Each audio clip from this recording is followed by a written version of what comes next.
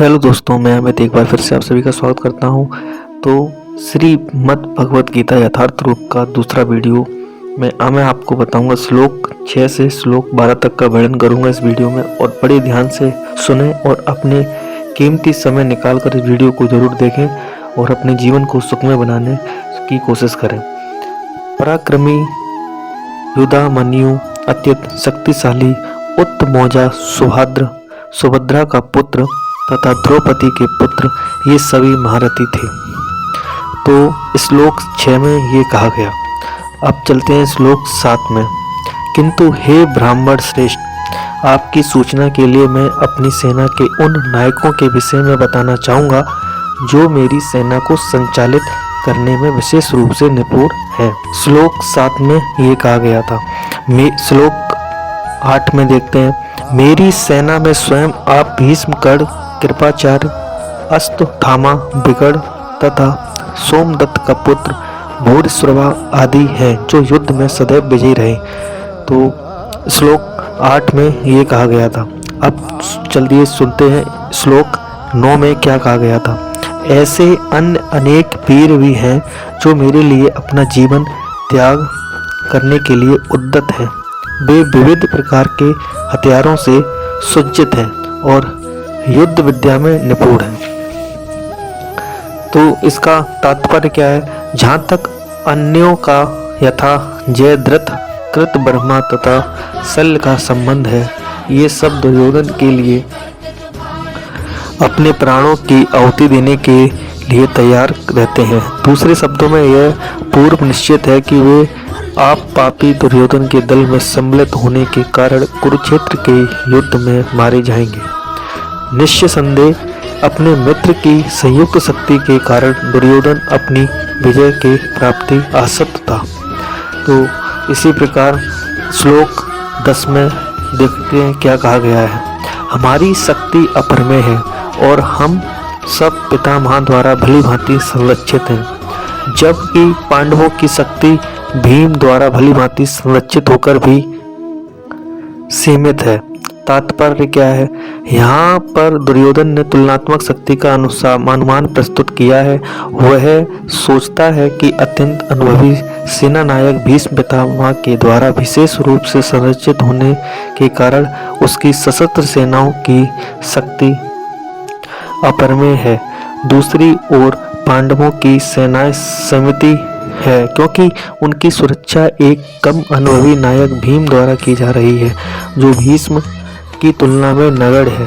दुर्योधन सदैव भीम से ईर्ष्या करता था, क्योंकि वह जानता था कि यदि उसकी मृत्यु कभी भी हुई तो वह भीम के द्वारा ही होगी। किंतु साथ ही उसे दृढ़ विश्वास था कि भीष्म की स्थिति में उसकी विजय निश्चित है, क्योंकि भीष्म कहीं अधिक उत्कृष्ट सेनापति है। वह युद्ध में विजयी होगा, यह उसका दृढ़ निश्चय था।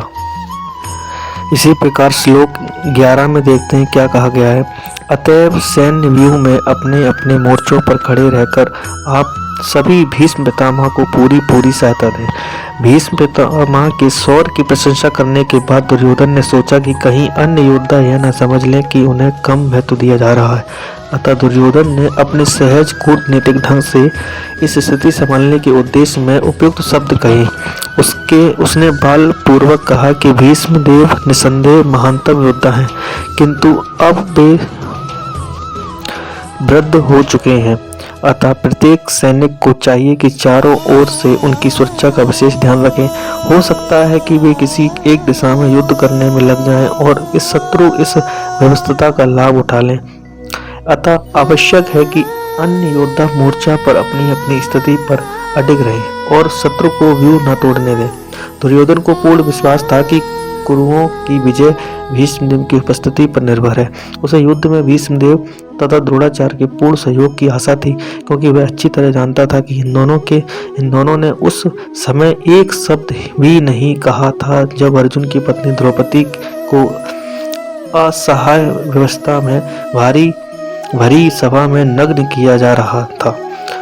जब उसने न्याय की भीख मांगी यह जानते हुए भी कि इन दोनों सेनापतियों के मन में पांडवों के लिए स्नेह था, तो दुर्योधन को आशा थी कि वे इस स्नेह को उसी तरह त्याग दें जिस तरह उन्होंने दूत क्रीड़ा के अवसर पर किया था।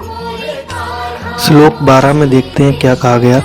तब कुरुवंश के वयोवृद्ध परम प्रतापी एवं वृद्ध पितामह ने सिंह गर्जना की सी ध्वनि करने वाले अपने शंख की उच्च स्वर से बजाया, जिससे दुर्योधन को हर्ष हुआ। कुरुवंश के वयोवृद्ध पितामह अपने पौत्र दुर्योधन का मनोभाव जान गए और उसके प्रति अपनी स्वाभाविक दयावश उन्होंने उसे प्रसन्न करने के लिए अत्यंत उच्च स्वर से अपना शंख बजाया, जो उनकी सिंह के समान स्थिति के अनुरूप था। अप्रत्यक्ष रूप से शंख के द्वारा प्रतीकात्मक ढंग से उन्होंने अपने हताश पौत्र दुर्योधन को बता दिया कि उन्हें युद्ध में विजय की आशा नहीं है, क्योंकि दूसरे पक्ष में साक्षात भगवान श्री कृष्ण है और फिर भी युद्ध का मार्गदर्शन करना उनका कर्तव्य था और इस संबंध में वे कोई कसर नहीं रखेंगे। तो इसी प्रकार इस वीडियो को यहीं पर समाप्त करते हैं।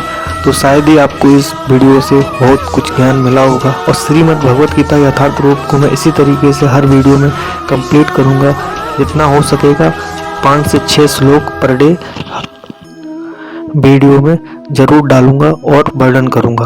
तो जो लोग भी अपना कीमती समय निकालकर इस वीडियो को ध्यान से सुन रहे हैं, तो उनके लिए बहुत धन्यवाद और अपने जीवन को सुखमय बनाएं।